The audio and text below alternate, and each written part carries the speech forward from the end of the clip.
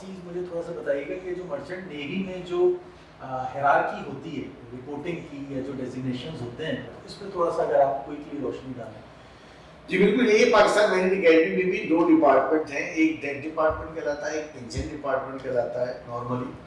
اور اس بات کا بھی میں ایک بات واضح کر دوں کہ خالی میرین اکیڈمی ہی وہ واحد ذریعہ نہیں جس کے ذریعے لوگ مرچنٹ نیوی جوائن کرتے ہیں.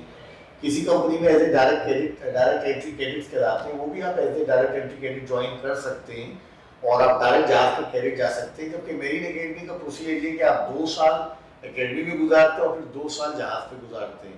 جبکہ جو ڈائریکٹ انٹری کیڈٹس ان کو ڈائریکٹ انٹری کہتے ہیں کہ وہ اکیڈمی کے بغیر ڈائریکٹ جہاز پہ جاتے ہیں ایز اے ڈیک کیڈٹ. وہ 4 سال یا 39 منتھس منیمم ان کو 3 مہینے کا جو ہے وہ مل جائے, کچھ مہینوں کا ان کو مل جاتا ہے, تو وہ آپ as a deck cadet sail کرتے ہیں. لیکن اس کی ڈپارٹمنٹ 2 ہی ہیں, ایک ڈیک ڈپارٹمنٹ ہے اور ایک انجن ڈپارٹمنٹ ہے.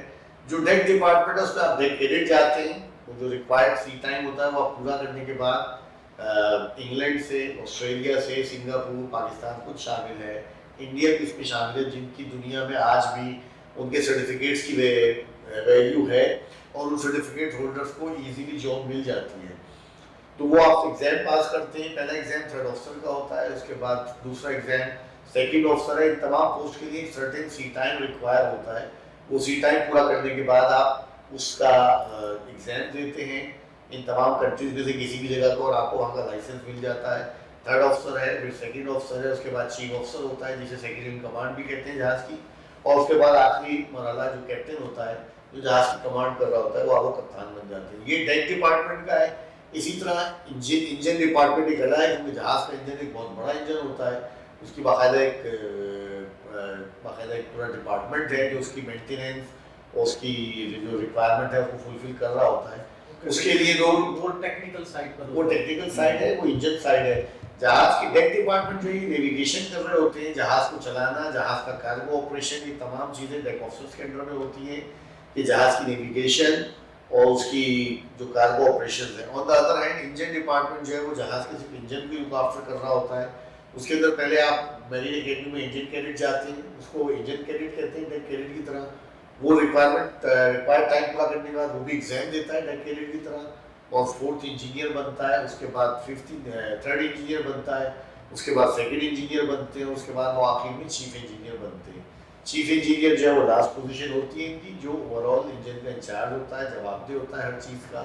اور یہ 2 ہی ڈپارٹمنٹ ہیں. تو ہماری نیو آنے والی جنریشنس کے لیے اس میں یہی کہوں گا کہ دونوں اگر آپ کا انٹرسٹ ہے تو آپ ان دونوں میں اپلائی کر کے انٹر کرنے کے بعد نارملی ایف ایس سی کے بعد میرین اکیڈمی کے لیے اپلائی کیا جاتا ہے.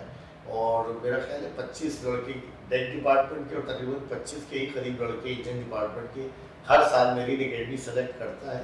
اور ہر سال تقریباً 50 لڑکوں کا بیچ 1 سال کے بعد بیچ پاس آؤٹ ہوتا ہے, 25 مارکیٹ پہ آ جاتے ہیں. اچھا قاسم بھائی, جب اس پروفیشن کو آپ اڈاپٹ کرتے ہیں, کیونکہ یہ بہت یونیک پروفیشن ہے نا, اور آپ تو خیر اب ظاہر شوہر کے قریب ہیں, لیکن آپ نے ایک بڑا عرصہ پوری دنیا میں سفر کیا ہے. تو جو لوگ اس پروفیشن کو اڈاپٹ کرتے ہیں تو ان کا فیملی لائف کے ساتھ جو بیلنس ہے ان کا, کیا ان کو چیلنجز آتے ہیں سماج سے؟ بالکل, یہ پروفیشن جہاں یونیک ہے اور اپنے ساتھ فل آف ایڈونچر ہے, وہاں پہ اس کے بہت سے ڈرا بیکس بھی ہیں کہ آدمی ہمیشہ جو ہے اپنی فیملی سے دور رہتا ہے. بہت سے اچھے اور خوشی اور غم کے لمحات میں آپ گھر والوں کے ساتھ شریک نہیں ہوتے.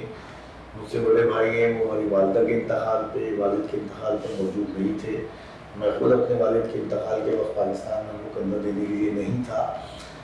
جہاں یہ باتیں ہیں وہاں یہ بھی ہے کہ میرے سب سے بڑے بھائی پاکستان نیوی میں, حالانکہ مرچنٹ نیوی میں نہیں ہے, لیکن جو خود ہماری سب سے بڑی بہن کی شادی میں موجود نہیں تھے نیوی میں سروس کرنے کی وجہ سے. تو جہاں سمندر کی نوکری آپ کو ایک یونیک ٹیسٹ سے آشنا کراتی ہے, آن دا ادر ہینڈ وہ آپ سے اس کی بہت سے تقاضے بھی اس کے ہیں جو آپ کو پورے کرنے پڑتے ہیں. اور جہاں تک میرا آج ایک نتیجہ پورا گزار کے اس نتیجے میں میں کہہ سکتا ہوں کہ بیچلر لائف میں یہ پروفیشن بہت اچھا ہے, کیونکہ اس وقت آپ اتنے ذمہ داریاں آپ کے اوپر نہیں ہوتی ہیں. لیکن اگر آپ اکلوتے ہیں تو پھر تو ظاہر والدین کے ہوتے ہوئے بھی بیچلر, ظاہر والدین کی ذمہ داری اولین ترین ہے, اور آپ اس سے بالکل مبرہ یا آزاد نہیں اپنے آپ کو سمجھ سکتے. لیکن یہ ہے کہ شادی کے بعد تو ظاہر ہے آپ کی فیملی، آپ کی وائف یا آپ کے بچے جو ٹوٹلی آپ کے اوپر ڈپینڈنٹ ہیں اور آپ کی موجودگی ان کے لیے بڑی امپورٹینس رکھتی ہے، وہاں پر یہ پروفیشن بہت زیادہ تکلیف دہ ہو جاتا ہے۔ تو بچوں کے لیے گرومنگ کے ٹائم پہ ان کی پرسنالٹی کے بننے کے دوران وہ ایک بہت بڑا اپنے لیے ویکیوم چھوڑ جاتی ہے وہ چیز، کیا ہمارے فادر تو کبھی ہوتے ہی نہیں ہیں۔ یہ بڑے تکلیف دہ مراحل ہوتے ہیں اس آدمی کے لیے جو ظاہر ہے ان بچے اور بیوی یا گھر والوں کے لیے سیکریفائس دے کے سمندر سے نوردازمہ ہوتا ہے، اچھے برے ٹھنڈے برے گرم موسم میں، کیونکہ جہاز مستقل سفر کر رہا ہوتا ہے۔ ایون میرے ساتھ یہ ہوا ہے کہ آپ بہت ٹھنڈی جگہ سے، چائنا میں -12 ڈگری ٹیمپریچر تھا ایک زمانے میں مجھے تنجین میں، ہم وہاں سے نکلے اور ہم وہاں سے نکل کے گلف پہ آ گئے قطر وغیرہ میں جہاں 50+ ٹیمپریچر چل رہا تھا۔ تو ودن 1 مہینہ یا 25 دن کے سفر کے اندر آپ کے 50 ڈگری ٹیمپریچر ڈفرینس آ رہا ہے، بہت چیلنجنگ ہوتا ہے ہیومن باڈی کے لیے بھی بذات خود۔ تو کافی چیلنجز ہوتے ہیں، لیکن میں یہ کہوں گا کہ میں اپنے آپ کو بہت لکی سمجھتا ہوں اس لحاظ سے کہ میں خود شادی کے بعد صرف ایک ہی کانٹریکٹ مجھے کرنا پڑا، اس کے بعد مجھے پروردگار نے ایک آپشن مجھے ملا، میں نے اس کو اویل کر لیا کہ میں شور جاب کرا دیا اور اللہ کا شکر ہے فور لاسٹ 15 ایئرس میں مرین پائلٹ کی جاب کر رہا ہوں۔ تو I am with my family, اپنے بیوی بچوں کے ساتھ ہی ہوں میں، اور اپنے آن دا ادر ہینڈ اپنے ان دوستوں کو دیکھتا ہوں جو میرے ساتھ کے تھے، مجھ سے کچھ سینئر تھے یا جونیئر تھے، وہ بیچارے آج بھی ایک کپتان سیو کر رہے ہیں۔ دونوں باتیں کہیں نا کہ اٹس فزیکلی بھی چیلنجنگ ہے اور مینٹلی اور ایموشنل بھی چیلنجنگ ہے۔ تو اس میں ظاہر جیسے آپ کو چانس ملا، آپ اس طرح سے آ گئے، اور بھی اس میں اگر کوئی آ رہا ہے تو وہ یہ اس چیز کے ساتھ بھی ذہن میں آ سکتا ہے کہ بھائی میں اتنا عرصہ جب تک بیچلر ہوں میں کروں، اس کے بعد نہ کروں۔ تو آپ سے بات کرنے کا مقصد ہی یہی ہے کہ اس کے پروز اینڈ کونس دونوں سامنے آ جائیں۔ اچھا قاضی بھائی ایک چیز یہ بتائیے گا کہ آپ نے اتنے ملکوں میں ٹریول کیا، 2 سوال ہیں مجھے۔ پہلی چیز تو یہ کہ اتنے سمندروں میں ٹریول کیا تو کون سا سمندر سب سے زیادہ ٹف لگا، ایک تو یہ۔ دوسرا، اتنے ممالک میں آپ نے ٹریول کیا تو جو بھی آپ کا ایک سے زیادہ پرسپیکٹو بھی ہو سکتے ہیں کہ اس پرسپیکٹو سے مجھے یہ ملک اچھا لگا، اس پرسپیکٹو سے مجھے یہ ملک اچھا لگا، تو یہ 2 سوالوں کو آپ مختصر بیان کریں۔ ایک بات سمندروں کی ہے، دنیا میں اوشنز ہیں، کچھ سی ہیں، اور وہ ظاہر پانی کی کوانٹٹی کے اوپر اس کو وہ ٹائٹل دیا جاتا ہے کہ یہ اوشن ہے یا یہ سی ہے یا لیک ہے یا کیا ہے۔ ہر سمندر کی اپنی اپنا ایک ٹائم ہوتا ہے، ایسا نہیں کہہ سکتے کہ کوئی ایک سمندر بہت خراب ہے۔ کچھ جگہ دنیا میں ضرور ایسی ہیں، جب آپ نے پوچھا ہے میں 2-3 آپ کو ایگزامپلز دے دوں گا یا آپ کے ولاگ دیکھنے والے لوگوں کی نالج میں اس سے اضافہ ہو جائے گا۔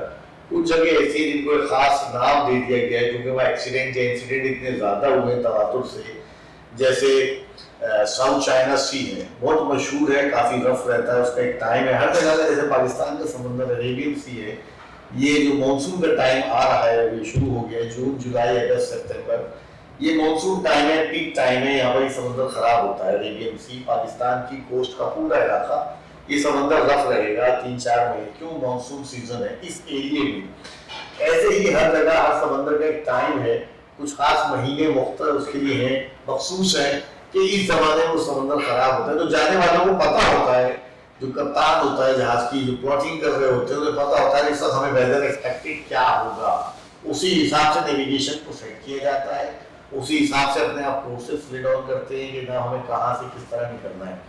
تو ایسے ساؤتھ چائنا سی مشہور ہے، اس کا نام پڑا ہوا ہے، گریو یارڈ آف دا شپس کہتے ہیں اس کو، جہازوں کا پاکستان اتنے جہاز ڈوبے۔